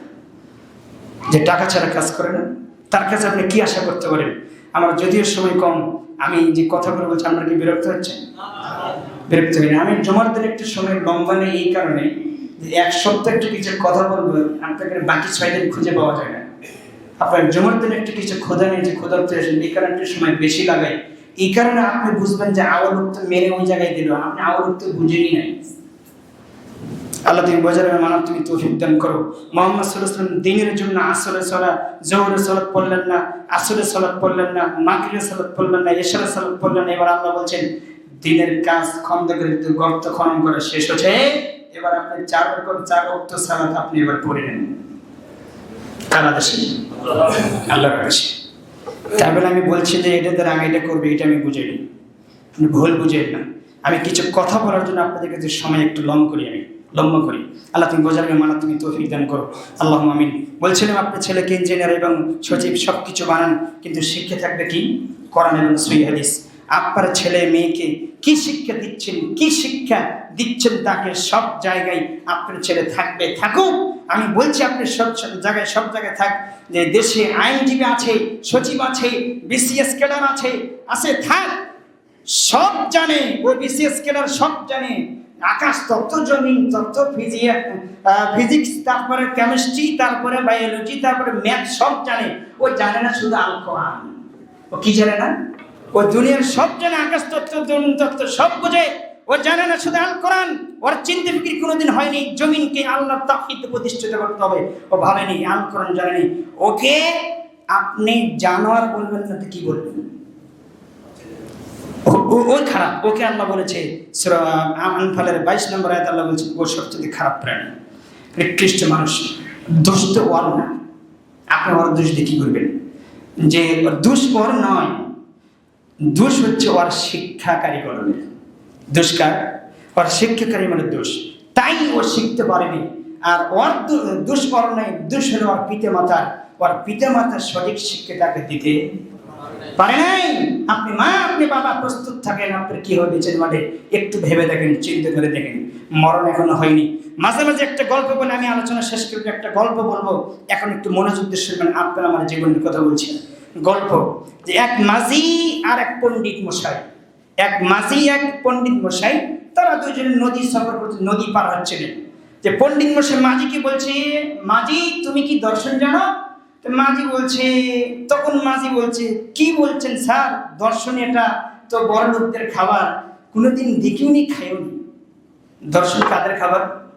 বড় লোকদের খাবার। তখন পণ্ডিত মশাই বলছে, আরে মাঝি সাহেব তুমি আবার কি বলছো, তুমি সর্বনাশ, এটা তো খাওয়ার জিনিস না, এটা তো জ্ঞান শিক্ষার জিনিস। আসলে কি দর্শন খাওয়ার জিনিস? খাওয়ার জিনিস নেই। কিছু দূর যাচ্ছে আর বলছে যে মাঝি মশাই আরেকটি তোমাকে প্রশ্ন করব, তুমি কি ভূগোল জানো? তো আপনি আমার কি বলছেন, ভূগোল আবার এটা কেমন জিনিস? ভূগোল তো কোনোদিন দেখিনি, খাইনি এবং আমার চোখে কোনোদিন পড়েনি, এরকম একটা দামি খাবার আমার মতন মাঝি কোনোদিন খায়নি, জানি না। তখন আপনার পণ্ডিত মশাই বলছে যে মাঝি মশাই তুমি কি বললে, এটা তো খাওয়ার জিনিস না, এটা হচ্ছে শিক্ষা, এটা জ্ঞান। এরপরে কিছু দূর যাওয়ার পরে বলছে, মাঝি মশাই আরেকটা তোমাকে প্রশ্ন করবো। পণ্ডিত বলছে, তুমি কি ইতিহাস জানো? ইতিহাস, হ্যাঁ এবারে আমরা কথা বলেছিলাম ইতিহাস জানি, কিন্তু ইতিহাস জানি বলতে আমাকে আজকে একটু নতুন লাগতেছে। ইতিহাস তো কোনোদিন খাই নাই, তবে হ্যাঁ আমার মনে আছে বাবার সাথে চলতে আমি পাতি হাঁস খেয়েছি, ইতিহাস খাইনি। আমার কথা বুঝিনি। এবার এক পর্যায়ে মনে করেন নদী পার হতে হতে আকাশে মেঘ থমথমে ভাব, বৃষ্টির ঝড় নেমে গেল। এবার নৌকে এইভাবে কাঁপতেছে, মানে পরে যাওয়ার ভাব। এবার মাঝি মশাই পণ্ডিতকে বলছে, পণ্ডিত মশাই আপনি তো বলছেন প্রত্যেকটি ঘাটে ঘাটে আমাকে প্রশ্ন করেছেন, ধৈর্য দিয়েছেন, আর বলেছেন মাঝি তোমার জীবন 8 আনায় মিশে, 4 আনায় মিশে, 12 আনায় মিশে, বৃথা এই কথাগুলো তুমি বলেছো। এবার মাঝি মশাই এবার পণ্ডিতকে বলছে, আপনি তো আমাকে বলেছেন যে মাঝি মশাই তোমার জীবন 12 আনায় মিশে এবং বৃথা। এবার যে ঝড় বৃষ্টি শুরু হয়ে গেছে, নৌকো ডুবে যাওয়া যায় ভাব, যদি নৌকো ডুবে যায় তাহলে মাঝি মশাই বলছে পণ্ডিতকে, পণ্ডিত মশাই আপনি কি সাঁতার জানেন? তখন পণ্ডিত মশাই বলছে, আরে না তো, আমি তো সাঁতার জানি না। তখন মাঝি মশাই বলছে, আমি জানি আপনার ভূগোল জানি না, দর্শন জানি না, ইতিহাস জানি না, প্রাতিহাস জানি না, জানার কারণে আমার জীবন 12 আনায় গেছে। এখন যদি আপনি সাঁতার না জানেন, যদি নৌকা ডুবে যেতেন, আমার জীবন আপনার জীবনে 16 আনায় গেছে, 16 আনায় প্রথম। তা আপনার জীবন, আপনার ছেলে ইঞ্জিনিয়ার করে কি করবেন, ডাক্তার বানিয়ে গেলে আপনার ছেলে যদি কোরআন হাদিস না জানে, আপনার ছেলে যদি সূরা ফাতিহা না জানে, আপনার মেয়ে যদি না জানে, তা আপনার জীবনে ছেলে মেয়ে বাপ বেটার উভয়ের জীবনে 16 আনায় বৃথা হয়েছে, এছাড়া কিছু না। আল্লাহ তুমি আমাদের বোঝার মানত তুমি তৌফিক দান করো। এ বলে আমার আলোচনা শেষ করছি। শুধু একটা বিধান আমি আপনাকে দেই, দেখেন একটা বিধান মানতে গেলে কত কিছু লাগে। রাসূল সাল্লাল্লাহু আলাইহি ওয়াসাল্লাম বলছেন, 1 গ্লাস পানি পান করতে গিয়ে 10টা বিধান লাগে। কয়টা লাগে? আপনারা শুনেছেন 5টা, তাই না? 5টা না, 10টা বিধান লাগে। এক গ্লাস পানি পান করতে যে 10টা বিধান লাগে। 1 নম্বর, স্বর্ণের রূপার পাত্রে পানি পান করা হারাম। যত বড়ই বড় লোক হন না কেন, যত টাকা থাকে না কেন, স্বর্ণের এবং রূপার পাত্রে পানি পান করা কি হারাম। 2, যেই পানিটা পান করবেন সেই পানিটা পবিত্র হালাল হতে হবে। 3, মশক এবং জগ কলসের মুখে পানি পান করা নিষেধ। মুহাম্মদ সাল্লাল্লাহু আলাইহি ওয়াসাল্লাম বলেছেন, আল্লাহ রাসূল বলেছেন, ডান হাতে গ্লাস ধরো, বসে পড়ো। 4 নম্বর হচ্ছে ডান হাতে গ্লাস ধরো, 5 নম্বর হচ্ছে বসে পড়ো, 6 নম্বর হচ্ছে বিসমিল্লাহ বলো, 7 নম্বর হচ্ছে পানি পান করতে করতে করতে করতে গ্লাসের মধ্যে যে একটা মাছি পড়ে যায়, চক্রে ওই গ্লাসের পানি ফেলে দিও না। কে বলেছে? মুহাম্মদ সাল্লাল্লাহু আলাইহি ওয়াসাল্লাম বলেছে। কেন? যখন মাছিকে দেখতে পেলে, মাছির সাথে এক পাকার সাথে থাকে হলে বিষাক্ত জীবাণু, বিষ, আরেক পাকার সাথে থাকে সেই ঔষধ। ওই মাছিকে ডুবে দিয়ে পানিটা খেয়ে ফেলো, তোমার সব শরীরে যত রোগ আছে সব আল্লাহ ভালো করে দিবে। একটা প্রাণীর সাথে কি আছে আপনি জানেন না, এজন্য ফেলে দিতে নিষেধ করছে। এটা হচ্ছে আপনার কয় নম্বর বললাম? 7 নম্বর। 8 নম্বর হচ্ছে 3 শ্বাসে পান করতে হবে।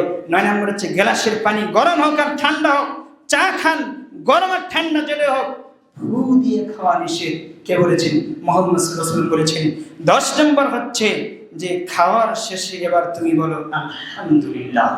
এবার আল্লাহ বলেছেন, তুমি যে খাওয়ার শেষে আলহামদুলিল্লাহ বললে, আমি আল্লাহ এত খুশি, এত খুশি, আসমান জমিনে যে ফাঁকা আছে এবার তোমাকে নেকিতে পূর্ণ করে দিলাম। সেই মুসলিমের হাদিস 222 নম্বর হাদিস। তাহলে 1 গ্লাস পানি পান করতে 10টা বিধান লাগে, আর আপনার জীবনে কত কি করছেন, কোনো জায়গায় আমাদের বিধান নেই। তাহলে নাজাত কার হবে? আল্লাহ তুমি বোঝার এবং মানার তুমি তৌফিক দান করো। আর নগ্মা আমি করবো না, যতটুকু বললাম আল্লাহ তুমি আমাদের জীবনে বাস্তবায়ন করো, তুমি তৌফিক দান করো। আল্লাহ